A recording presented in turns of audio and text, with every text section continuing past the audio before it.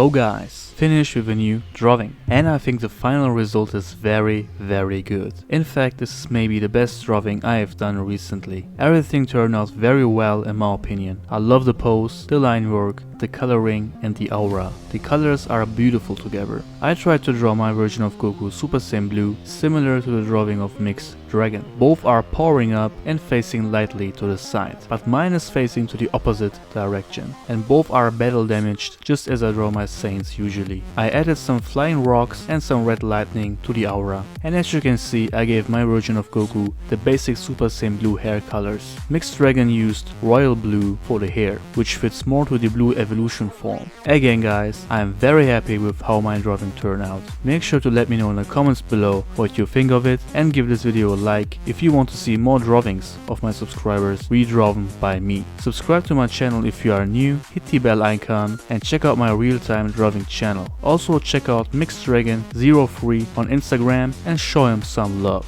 That's it for today guys, thank you for watching and I'll see you on the next video. Until then, stay healthy, stay fit, be a good person, be you, and always remember, you are the designer of your own life.